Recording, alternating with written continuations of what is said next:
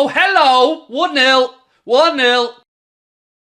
Macca off to a nightclub tonight. Oh, did you see that with Rashford? Oh, here, lads. Imagine calling in sick for training on Friday because you were out in the lash in a nightclub in Belfast. I mean, man going around like a Poundland George Best, trying to make out like he's, I don't know, a superstar. You're no George Best there, Marcus. You're no George Best. A couple of things have come out over the past day. And by come out, I mean, look, written in articles by journalists. Good piece in The Athletic yesterday about the whole situation. Partly his wife, Ula, had to talk him out of quitting last year. That was doing the rounds today. The conversation that happened in November, everybody apparently inside that room knew by looking into Jurgen's eyes that he was serious about needing a break and wanting to rest up.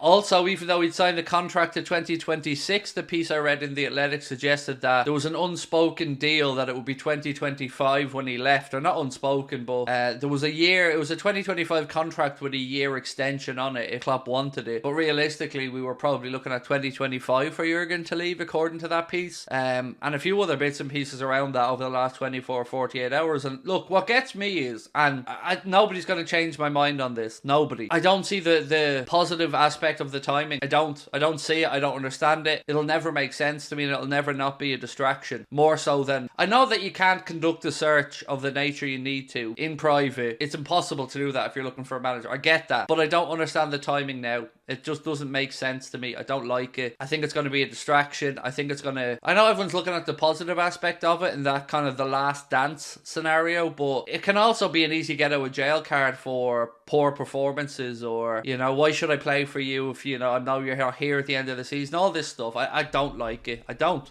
I respect Jurgen's decision, of course, but I don't like the way it was put out. Why has anybody talked about Hansi Flick as potential? Because he's not good enough. Probably Frankie is number one.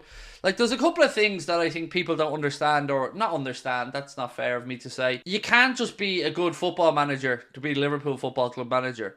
I know that sounds a little bit contradictory, but you can. There's a bit more to being the Liverpool Football Club manager than being just a good football coach. It's your standing as a person, it's how you carry yourself, it's your gravitas, it's your stance on certain subjects. There's a lot to go into the perfect Liverpool manager, like Jurgen is pretty much. There's a lot of other stuff that goes along with it. And Hansi Flick, to me, is just nowhere near the right candidate for the job. It's Xavi Alonso's job. That's the way I look at it. That's the way I think most of the media are looking at it. If Alonso, you even start to see now Bayern Munich coming around talking about already getting rid of Tuchel because they want Alonso.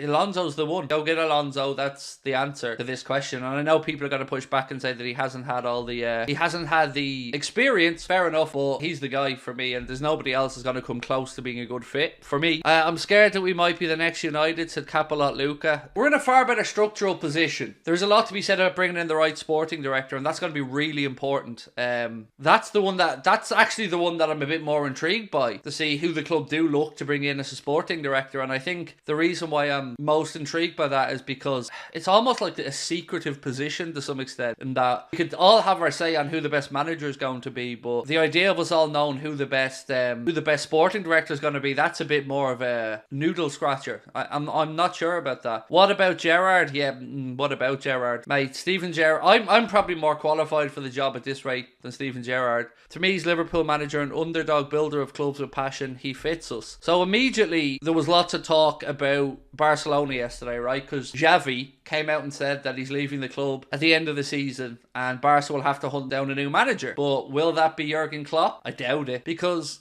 look at it this way. If Klopp took any job without taking the year off, immediately the first thing all of us are going to think is, what happened to needing a break? What happened to the energy levels? I don't know what to think about Jurgen's decision. You know, I'll leave it to him. You know, it's his life. He owes us all nothing. We owe him a huge debt of thank you. Something about it doesn't feel right, and I wonder if we'll ever hear if there is anything. And I don't want to try and guess what it might be, because we don't know. I don't know. I've got no idea. Let's enjoy the last 3-4 months of Klopp. I think we could do that, but it's the uncertainty that's going to be the killer for me. And if we know who the manager's going to be, I feel like it'll be a lot better. Whatever happens, we all know that any negative result, any poor performance between now and the end of the season, the conversation's going to turn in one way, and that's going to be around the managerial situation. Let's just get to football. Let's talk about the football and what we're going to look forward to today. Liverpool will be attacking the Annie Road end in the first half. Sit back, relax, and let me take you through the game. We are underway in the FA Cup. Norwich do the decent thing and launch the ball out long left-hand side, where It remains in play and there's a bit of head tennis going on. Ball breaks to Curtis Jones. Now to Ryan Gravenberch on that right hand side. Gravenberch keeps possession and goes back to Bradley. But Liverpool have won it back now with Curtis Jones. Gomez! Oh! Oh! Nearly. He's getting so damn close, isn't he? Liverpool win it back. Curtis Jones gets the ball, gives it to Gomez edge of the box, takes a touch out of his feet, hits it first time, keeper goes down low, makes a touch and it gets put behind for Liverpool corner. He's getting closer. Darwin, strike. Oh, off the post, unlucky. He's so lucky there, Darwin. Gets it out of his body, makes a great contact, gets the curl on it, but it bounces off the post and comes back into play. Unlucky there for Darwin. Edge of the box. Oh, unlucky. I really don't know how he's always about 20-1 to score from outside the box, by the way. It just seems like great odds every time because we know he likes a strike when he gets the opportunity. Gakpo. Jota. Ball in. Oh, unlucky. Just half a yard ahead of Darwin again. Good build-up play. Gravenberch gets the ball from Jones. Runs a couple of yards, plays it left side to Cody Gakpo. Gakpo then plays it out to Diogo Jota, who's wide left. Jota tries to slip a ball in for Darwin to slide onto the end of, but it's about half a yard ahead of him. And just asking a little bit too much of Darwin there. McConnell, ball dinked in. Jones, oh hello, 1-0. 1-0. Curtis Jones opens the scoring with a header. Beautiful ball in. Jones with a very composed header back across. As they always say to you, put it back where it comes from. Young James McConnell with his first assist, I believe, for Liverpool as well. Everybody immediately celebrates with Curtis Jones, then goes straight over to young McConnell to celebrate with him. Great moment for the young man. Great ball as well. Let me talk you through it. Connor Bradley to Ryan Gravenberch to McConnell. Look at that. Gets his head up. And what a ball. That is brilliant from the young man. Look, great header from Curtis Jones as well to finish it off. But let's just take a moment to appreciate young McConnell and what an amazing delivery that was from the youngster. The bench immediately up to celebrating and applauded as well. Klopp absolutely delighted. Liverpool with the lead. Curtis Jones with a headed goal, but a great assist as well from young McConnell. What a moment that is. And yes, the boys are in the lead and no more than our start has deserved. Another Norwich corner. Yeah, 1-1. 1-1. Ball played to the near post, flick header, and it loops up over Alisson and into the goal. And the Norwich fans celebrate. And again, another set piece that gets us. Ball delivered in. And again, who had him? Let's have a look. Yeah, we just wanted him more than Gravenberch. Weak from Gravenberch. Comes off the back of the lad. Oh, it's just lucky. Bradley, right hand side. Darwin. Yes, Darwin! Of course we're feeling relaxed about it. Darwin's in a goal scoring form, don't you know? Mr. Darwin Núñez makes it Liverpool 2, Norwich 1. There he is. You're just getting a little sighter earlier on, testing out the post to make sure it was able to hold the ferociousness of his striking ability. And there it is. Mr. Darwin Núñez restores Liverpool lead 2-1. And as I said, he's back. Our boy is back. Let's talk you through it. Great bit of play by Bradley. Little 1-2. Ball back inside. And it was Bradley with the assist and Darwin buries it. I mean, come on. Klopp gives McConnell a start, he gets an assist. Klopp gives Bradley a start, he gets an assist. Fair to say it's paying off for the gaffer. And Darwin Núñez buries that like a lethal striker into the corner, and it's 2-1 to Liverpool, and Jurgen Klopp wheels away in celebration. Mr. Darwin Núñez with a great finish and Connor Bradley with the assist. There you go. Golazzo. Jones now. What a ball. Jota. Goal! 3-1. Diogo Jota, did we doubt it? Ball drops to him, of course he's going to bury it. That's all the man does. He's an assassin, he's a ninja, he's a goal scorer, he's a centre forward. He's put us 3-1 up. Diogo Jota, what a finish.